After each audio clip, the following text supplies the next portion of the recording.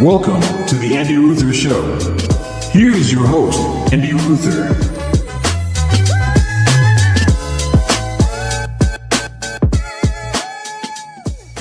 Welcome to the Andy Ruther Show. That is me, Andy Ruther. Coming to you on it's a cold day here in Cincinnati. We got a big winter storm coming to this country, right? We're gonna get it here. Big old storm coming. A little snow, ice mixture. So we're bunkering down here at the Ruther household. We're hunkering down, I should say, in the bunker. We're getting ready. We can't handle this stuff still as a country. It's amazing to me. It's absolutely amazing. We can't handle, nothing has changed since the pandemic. Nothing has changed since COVID. People freak out. They freak out. It's just crazy to me. I was out last night. I had to fill up some gas at Kroger here in Cincinnati. And I went to the big super Kroger by me in the Anderson Town Center where I live in my little suburb of the city. But anyway, it was bare. I mean, when I say bare, like the food, it had been ransacked. This was like 9:30 last night. It was busy, which is never busy at that time. I had to pop in to grab a couple things for my family and for my girls. It was just wild to me. There was no meat. And this is a massive store, by the way. There's no meat, just bare. Like no like avocados, no fruit. Again, it reminded me of COVID and how just people can't handle. Yeah, it's going to be a bad snowstorm. It's going to be a bad ice storm. It's going to be pretty wicked next week, to be fully honest.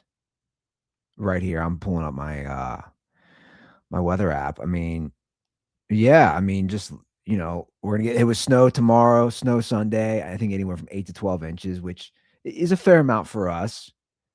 But you look at the weather. Saturday, low of 6, Sunday, low of 12, Monday, low of 0, Tuesday, low of 0, Wednesday, low of 11, Thursday, low of 3, Friday, Saturday, low of 0, 0. I mean, you get the point. Like, it's going to be cold.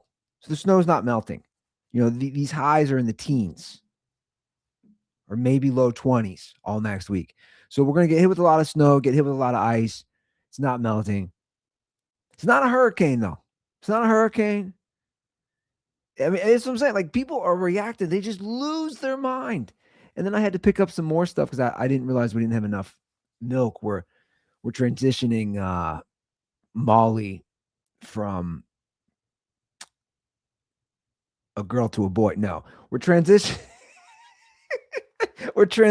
Molly from formula to regular milk. By the way, I wouldn't put it past people to do that to a 1-year-old.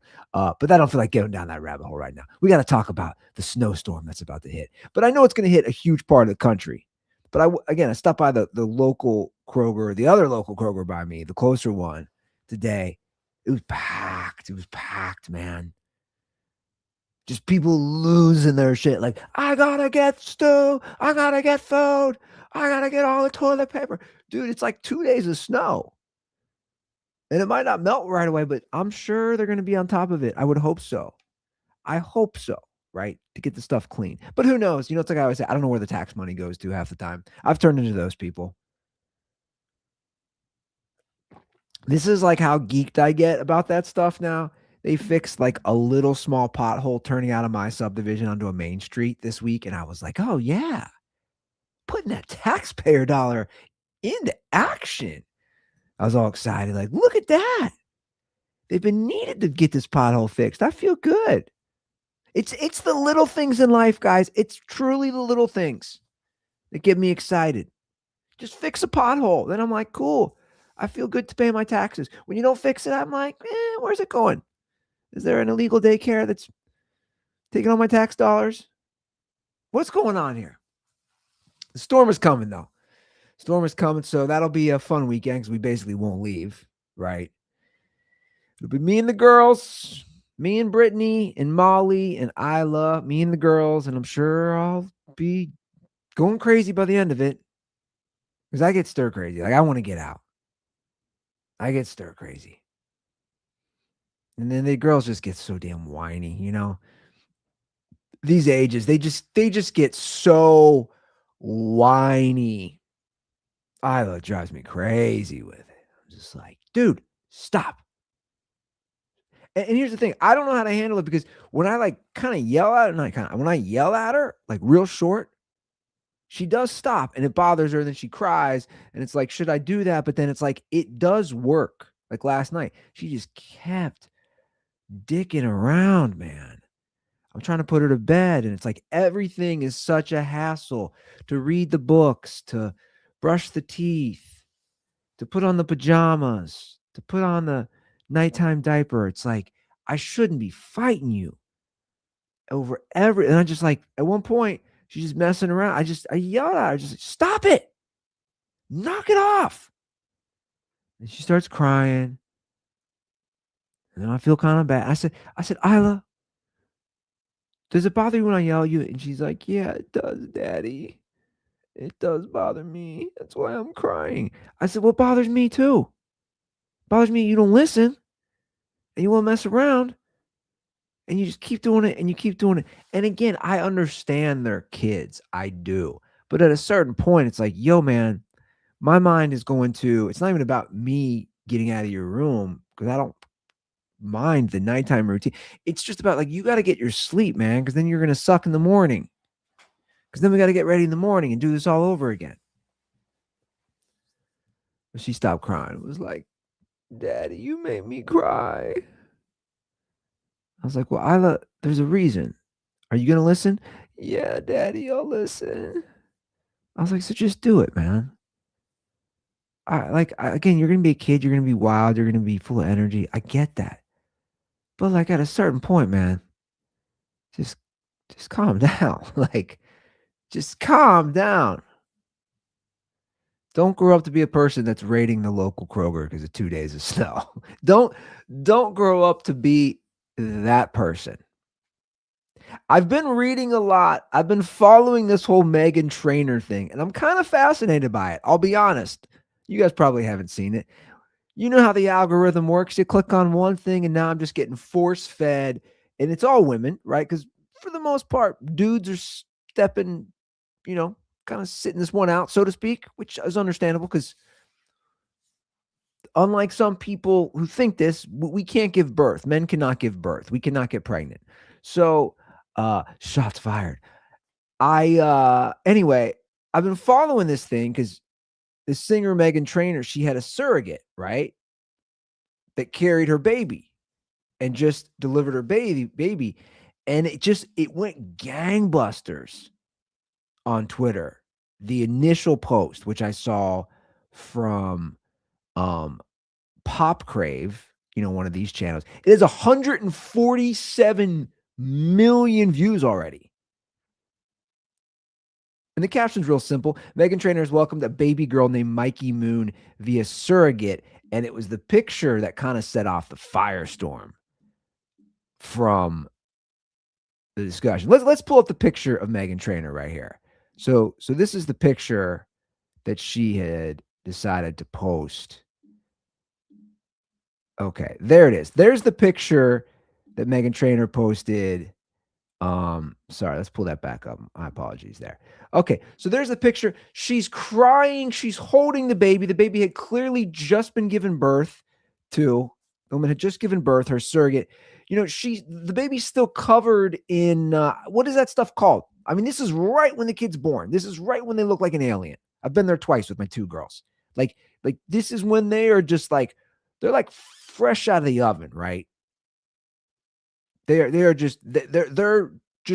been trapped in this body that's been warm and cozy and comfortable. And if you think about it, they have everything they want in there, and then they're just thrown into the real world, which is pretty amazing when you talk about birth and not just humans, but animals, the whole 9 yards, right? So anyway, the baby, she's holding the baby, and a lot of women were not happy. And then it created this huge discussion, right?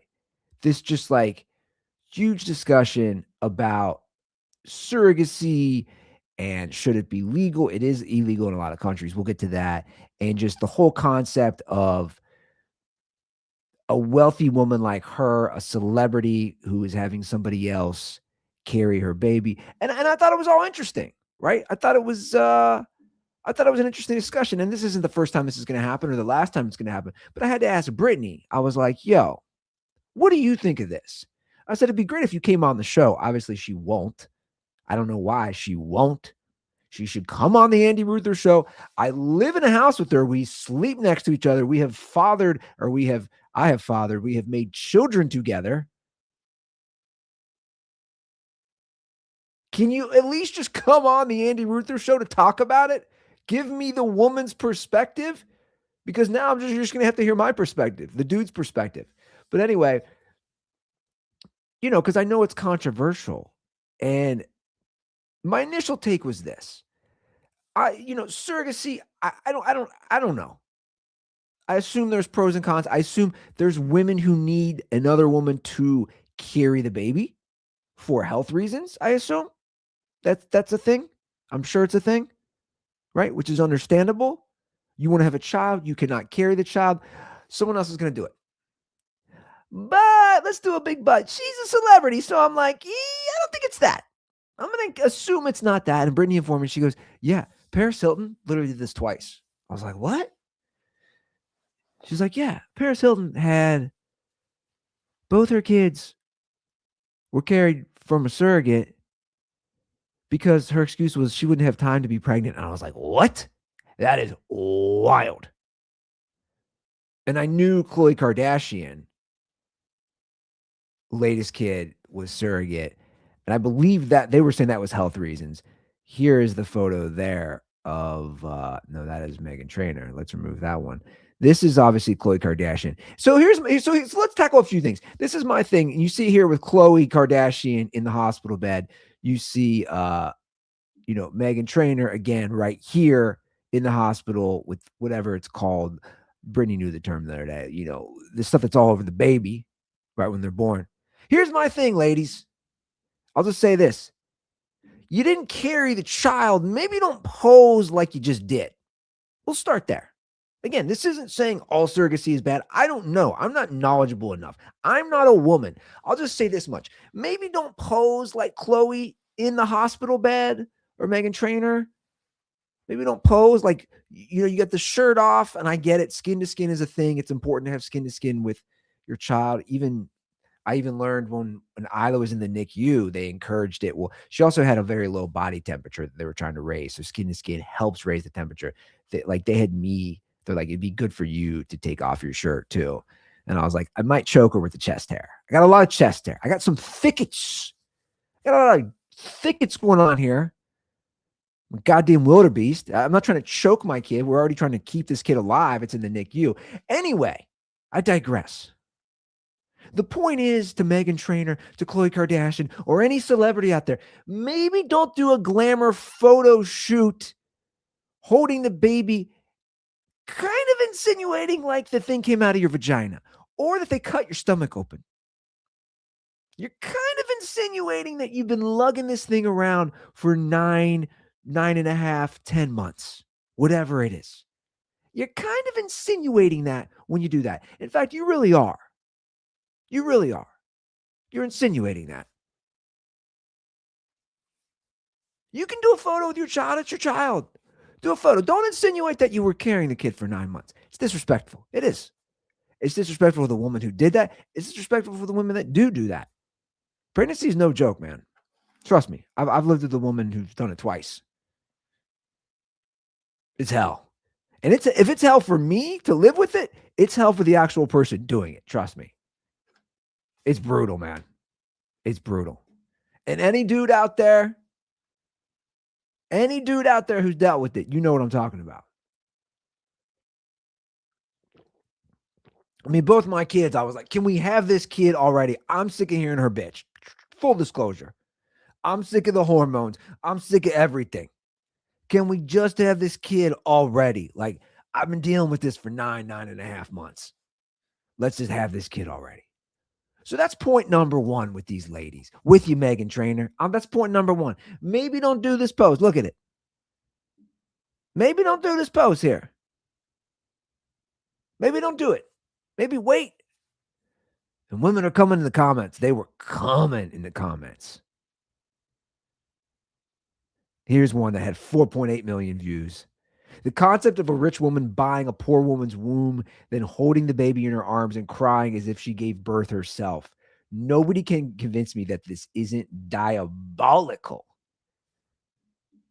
I have no respect for any of this. Shots fired. You know, there's a lot going on there. There's a lot going on there in that comment. This woman obviously agreed to be a surrogate. She agreed to carry this baby in her womb. She agreed to go through all the difficulty of a pregnancy. And I assume she was compensated. Let's hope. But I guess that's a whole other issue a lot of women are bringing up in these comments. A lot of poor women are exploited. This has turned into an industry, which doesn't sound good. Doesn't sound good. And I see a lot of people being like, yo, Hollywood, all these women talk about, you know, women being exploited and feminism. Like, this is the exact opposite. In fact, I learned something new. Maybe I'll share it with you guys. This is illegal in a lot of countries, right? So commercial surrogacy, I guess that's what this would be called. Again, I'm new to all this. Commercial surrogacy is banned in France, Germany, Italy, Spain, Portugal, Austria, Sweden, Switzerland, Belgium, Finland, China, Turkey, Japan, England, Scotland, Wales, Northern Ireland, Greece, Canada, and Australia, just to name a few. It's an interesting point. That's a lot of countries. It's a lot of westernized countries that are in there. And even China made a guest appearance in there. Yet it's not here. The question is, why? Let's hear from Meghan Trainor herself. What did she tell People Magazine? Or what did her team, I should say, tell People Magazine? Meghan Trainor tells people that surrogacy is not something to whisper about or judge after welcoming her baby girl via surrogate. She says it wasn't our first choice, but we had endless conversations with our doctors on this journey. Oh no, she went the journey route? No. You got to get a better team around you, Meghan. That's some like reality TV shit right there. That's like every chick on a reality TV show. She's like, on a dating show, she's like, this is my journey. This is my journey in life, and I'm trying to navigate my journey. My journey brought me here on Love Island.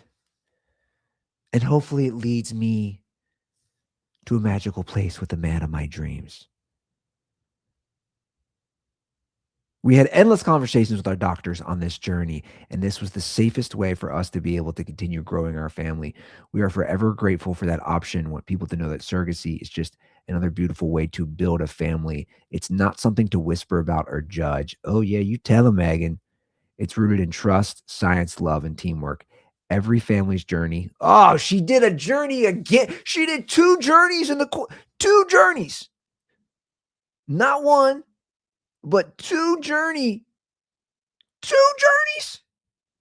Every family's journey looks different and all are extremely valid. Oh, vomit. She did journey twice. It sucks, Meghan Trainor, because I kind of enjoyed those Patrick Mahomes commercials with State Farm Insurance. I thought those were well written. You had a good cameo in it. Now I kind of hate you. Simply because you used journey twice. I don't care if your publicist told you to say it, and they did, because these people can't think for themselves. Sorry, you can't. She can't think for herself. She definitely didn't write this. And you used journey twice. For that reason, I'm out. I'll just pose this question, guys. Meghan Trainor, she's changed her look, right? She's a little thicker back in the day.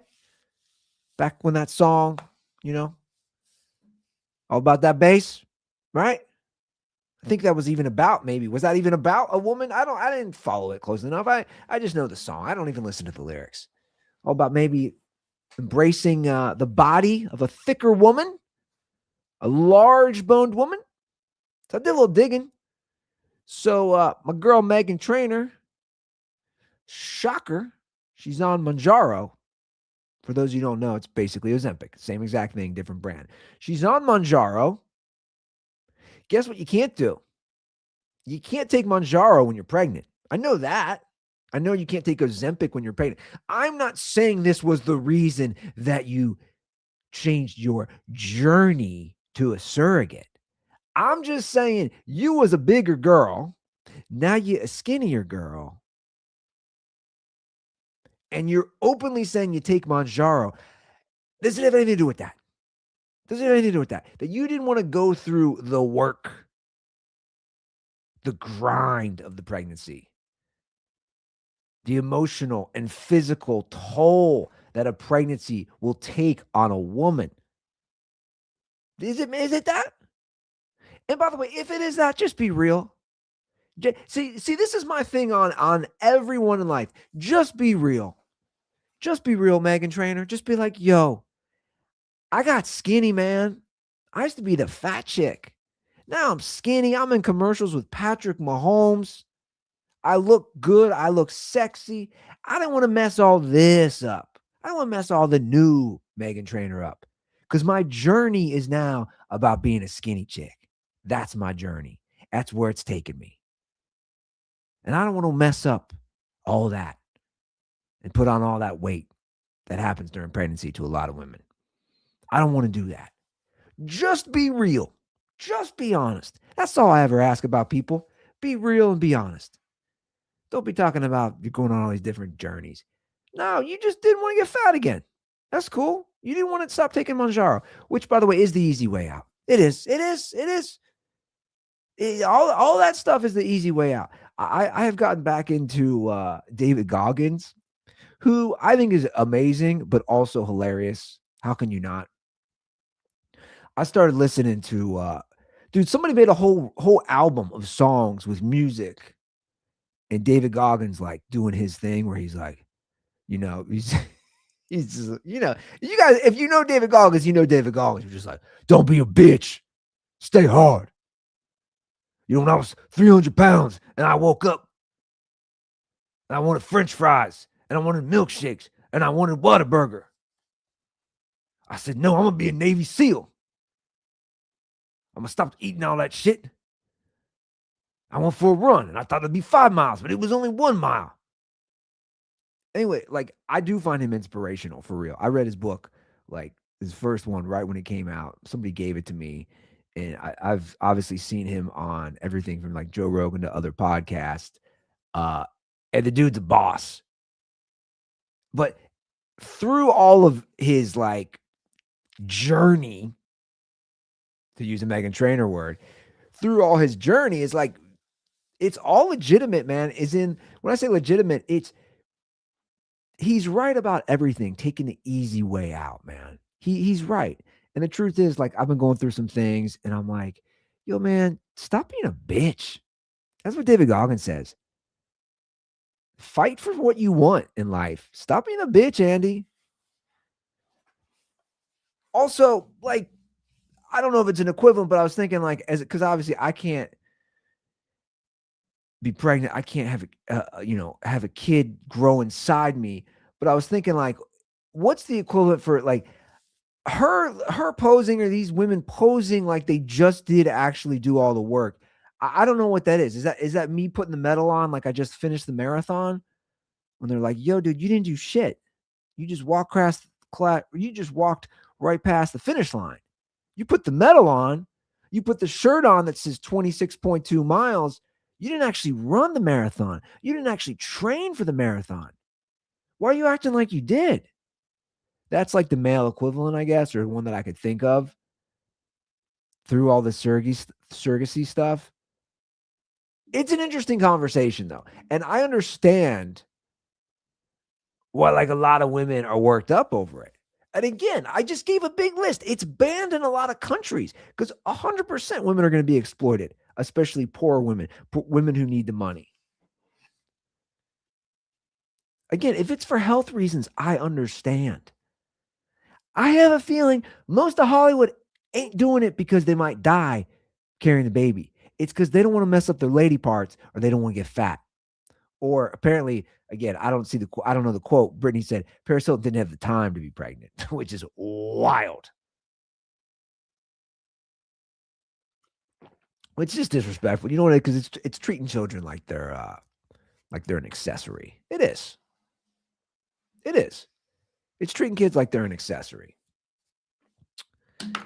And that shouldn't be that way. It shouldn't be that way. I know now that I have a couple kids and I'm dealing with some things with both of them now. I've had a difficult 24 hours, full disclosure, because you guys might laugh at this, but I'll explain where I'm coming from. So we applied for Isla to go to preschool, right? In the fall. She's at daycare and she could continue through that journey if she wanted, which is basically preschool. But we applied to the school that I went to growing up, first through eighth grade that I went to, a small Catholic school here. And, my family was extremely involved, and we'll get into that in a minute. So I have had my eyes set on Isla going to this preschool. Also, that's one of the few that does full-time preschool at age 3. So 8 to 3 all day. And I was really excited about it, to be honest. I was really excited about Isla going to the grade school that I went to for many reasons. One, that was like a second home to me, truthfully. My parents put 5 boys through this grade school. We all did extracurricular activities. We're all involved in sports. My parents were obviously church parishioners. They were very involved in that community, that side of it, from the church festival to the fish fries to the athletic boosters, all that stuff. So both the school side and the parish side, my parents truly integrated themselves into this school, right? For literally a couple decades, no lie, right? Because they had 5 kids go through there. So anyway, when my parents died in 2020, both of their masses were at this school, at this church, at this parish. They are both buried.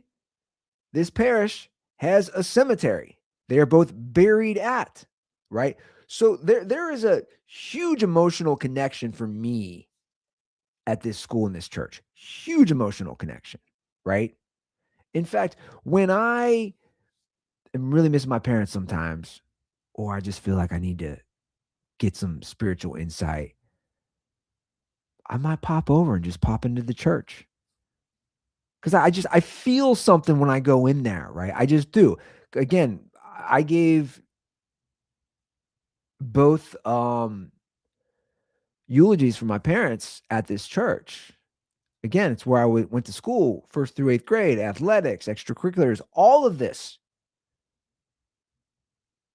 was a good thing to then me come full circle and be like, hey, I want my daughter to go there. Going in, so let's fast forward. Going in, I know it's very competitive. There's only so many. Unlike when you get to the grade school, K through 8, there's more space. Preschool's very limited, right? So here's how they do it. They do, if you have a sibling there, you're on top of the list. Makes total sense, right? You already have a kid there. You're already paying money to go here. You're at top of the list. Number 2 is parishioners, which we are, right? Isla was baptized there. I was baptized there in the 80s. Anyway, number 2 on the list is parishioners. And then number 3 is non-parishioners. So we do the open house, right? And we're touring and it's great. And again, I'm flooded with all these memories, man. Like all these. We walk in and I'm like, yo, that's where I used to get in trouble at when I was in the 8th grade. And the truth is, I had not been inside the school. Why would I? Since I left in the 8th grade. I hadn't been inside the school since 1996 when I left. Why would I have ever been in the school? So anyway, we're touring and it's changed. Obviously, they're like, this part is now this grade and this part is this grade. And we're touring and I have all these just amazing positive memories coming back to me, especially since I didn't live here for so long. End of the tour, I meet the principal, real nice guy, real cool dude. And, I just break it down. I was like, so, how hard is it for her to get in? I know it's very competitive. And he's like, yeah, last year, 75 families couldn't get in preschool through 8th grade because it is competitive. And I told him, I was like, we got a history. And he goes, there's a form on the application for people to explain their connection to the school, to the parish. And I explained, I said, my parents were parishioners here for years. They put 5 boys through here. I was baptized here. My daughter's baptized here. We're parishioners. My parents' funeral was here. They're buried in the cemetery connected here with the parish.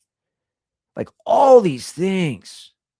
He's like, dude, you'll be at the top of the list. And I'm thinking, well, yeah, we should.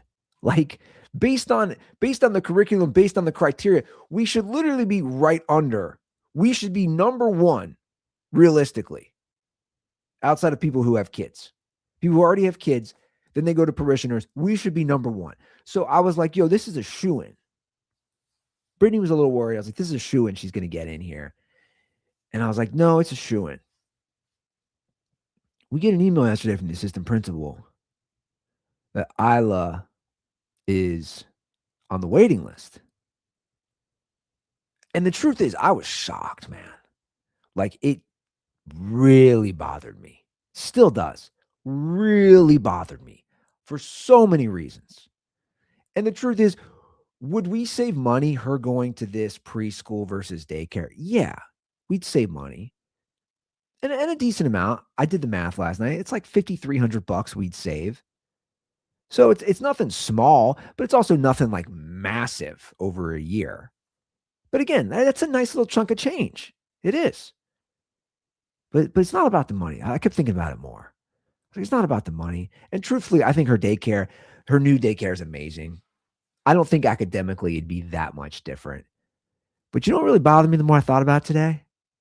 And maybe I'm out of line, and I texted Brittany this. I was like, it's really bothering me. I feel like my parents are being disrespected, man. I do. And I said, if my mom and dad were still here today, rest in peace, I think they'd agree. And I wrote back to the assistant principal. I said, did you get my Word doc that explained my family history? And she said they did.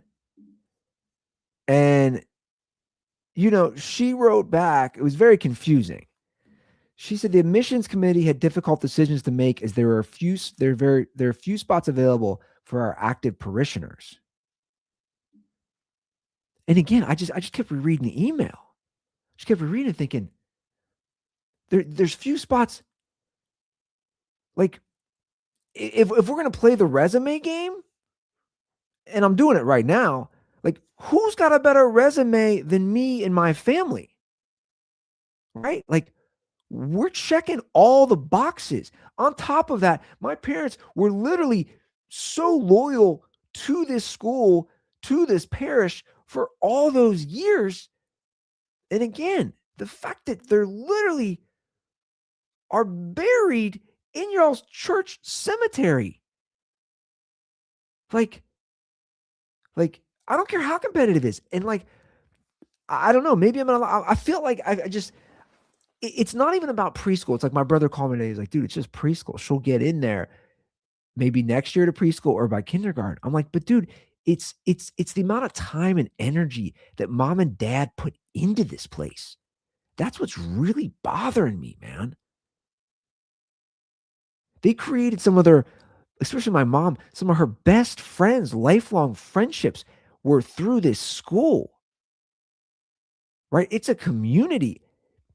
I was excited to not that I can't be a part of it now, but it's a lot different when your kid's going to school there. And I have friends who I went to school there with and high school with their kids there. And it's like, I want to get involved with those things, which is a lot easier when you have a kid there and then your kid starts doing activities and your kid's doing sports and all those things. And I don't know. I was like, really? The waiting list? And then to make it even worse, I texted somebody whose kid got in for this school year. I said, hey, man, do you have any problems getting your kid in? He goes, no. We joined the parish 6 months before. 6 months before. And he got in right away. And I was like, you got to be kidding me, man. You got to be kidding me. They literally have a spot on the application. List your family connections, family history with the school. They literally list it. That's one of the main questions. And again, to me, it's not about the preschool thing. I hope I'm making that clear. It's not about, I'm not trying to be one of those elitist people. And I know like this could, some people might say, oh, it's like nepotism, but it's not, because it's just my parents, they gave so much time and energy for free on top of paying tuition, on top of donating to the church, all that stuff, all those church festivals, all those fish fries, all those different events when they were selling mulch or whatever for the school, like all these different things, man. Yeah, that's a connection to the school. That's a connection to the church. Like I want to do those things. Anyway, I'll shut up. Just really bothered me. And I wrote her back, and I wrote her back again today. And I don't expect a response. And again, this is just, this to me, I just want to know why we didn't make the cut. Did they watch a podcast of mine? I mean, just people, again, what did I just say earlier about these celebrities and the surrogacy? Just be honest. Am I too offensive? Was there something I said? Did they see one of my old awful jokes? What is it? Were they watching a dirty sports podcast? And they're like, no, this guy doesn't think Kobe Bryant's a top 15 all-time player. This guy thinks Kobe's more top 20. Like, what did they see? I don't know. I just like, again, it's not about the money or the academics as much, even though I think those are huge benefits. It's just like, what else? Again, that's my thing. What else do you want? What else do you want from me when you're asking for these things and I'm delivering on all of them?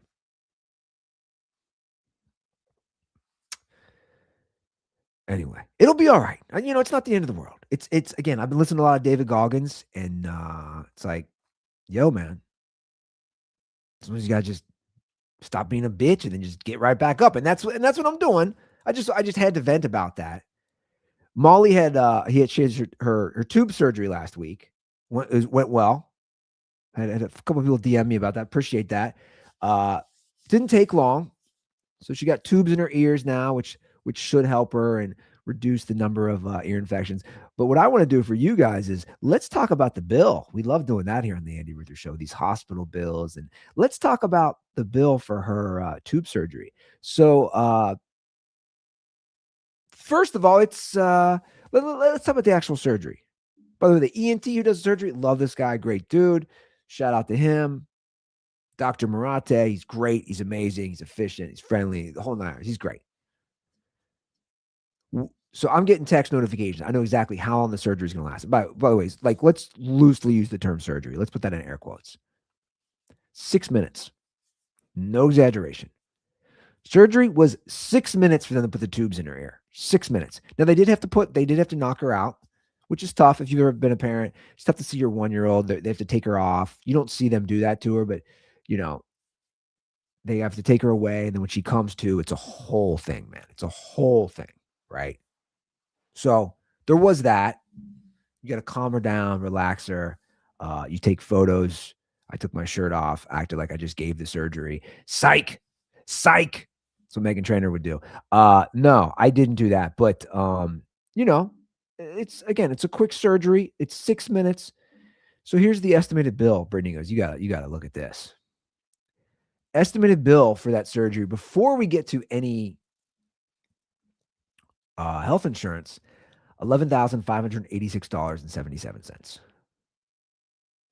So again, 6-minute surgery to put tubes in my 1-year-old's ear, $11,586.77. I'm looking at it right now. Let's look at the big fees. The biggest fee is the operating room services, $5,048. The anesthesia is $2,531, and the recovery room is $2,836.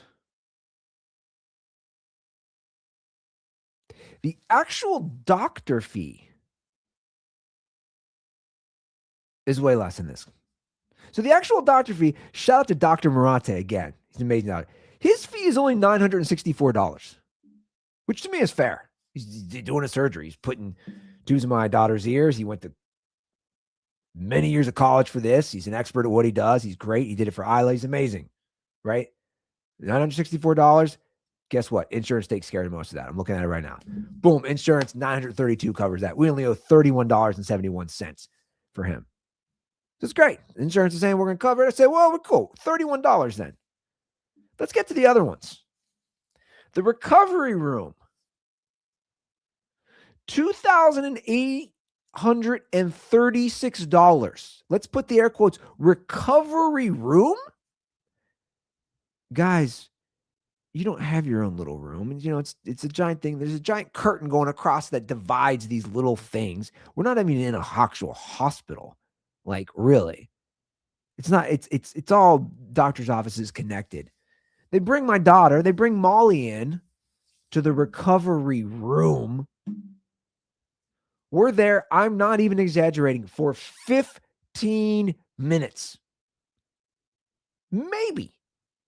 Probably not even. She was very upset, so we decided we wanted to get her home. Obviously, she wanted to be surrounded by things she knew and recognized. She just woke up from being under anesthesia for the first time in her life, right? So we wanted to get her home. We weren't even there for 15 minutes. And they're billing us at $2,836 for 15 minutes. It's absolutely insane what these people do.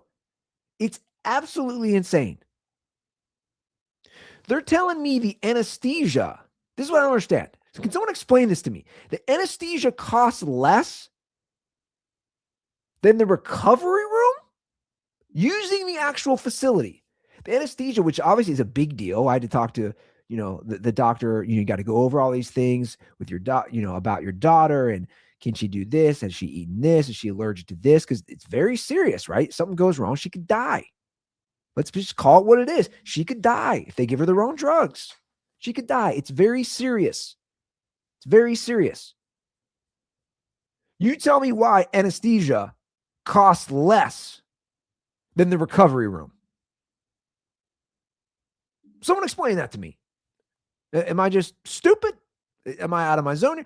You explain to me why it's $300 more for a recovery room for my daughter to sit there in my arms while I hold her for 15 minutes, and Brittany goes to get the car and warms up the car and grabs the little bag we have for Molly. You tell me why that's $2,800 hospital. Just tell me why. I want to know. I'd love to talk to somebody. Can I get a hold of somebody? Nope. That's not an option. I want to know why it's $2,800. This is why people are shooting up CEOs. I keep saying it, and I'll keep saying it. This whole industry, it's absolutely insane.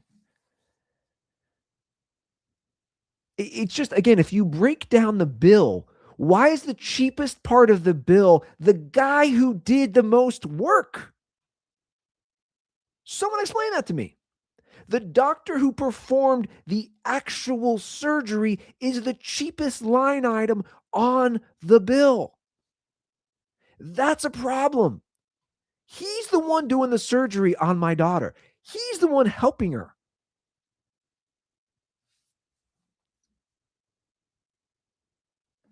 It's triple his rate to keep her in a room for 15 minutes. Think about that.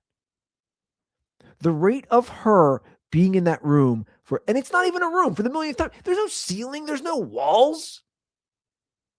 There's giant curtains around it. It's not even a room.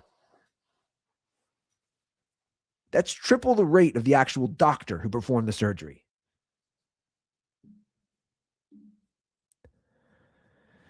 It's just all ridiculous. So after all that, those are the main fees. And by the way, those are the main. And again, those are the main fees that we have to pay.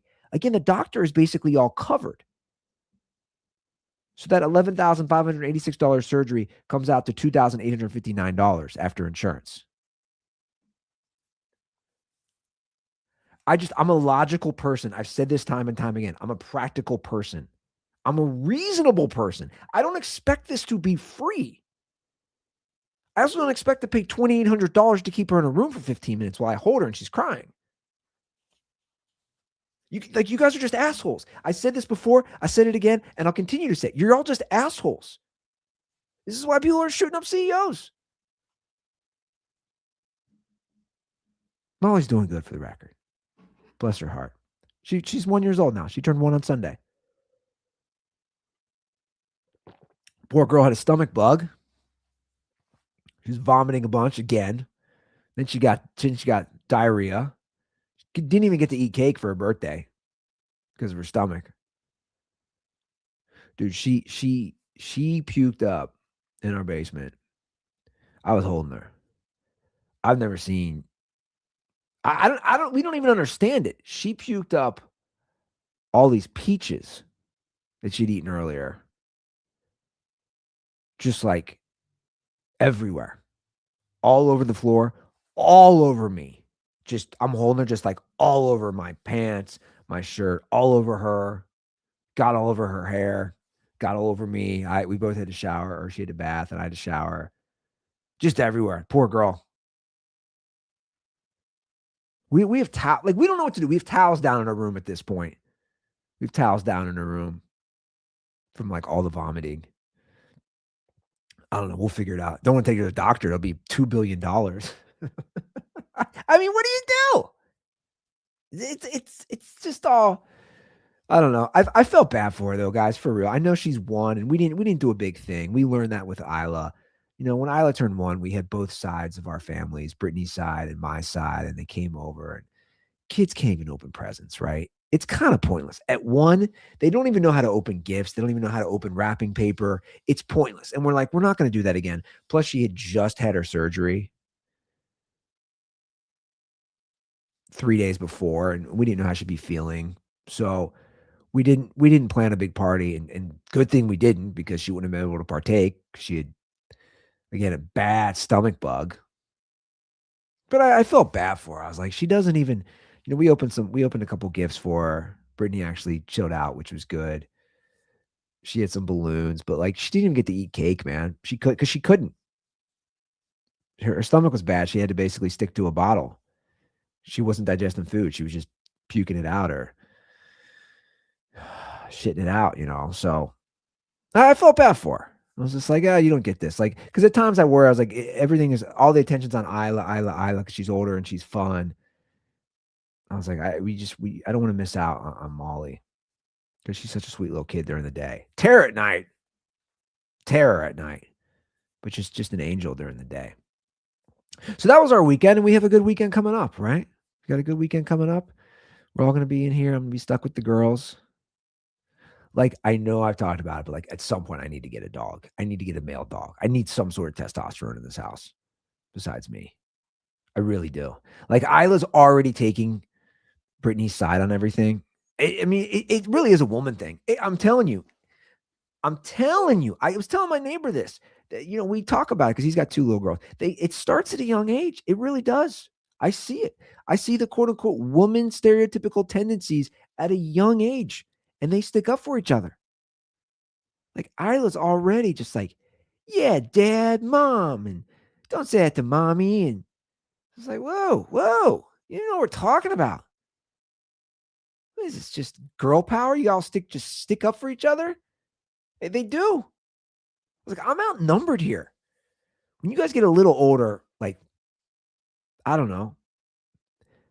Like, can we get a dog in a year or 2 years? Whenever? I don't know. I kept saying when Isla's 5, I've said that on this show before. I think when Isla's 5 and Molly would be 3, it'd be pretty ideal. I'm like, can I wait another 2 years? Like, I need something, man.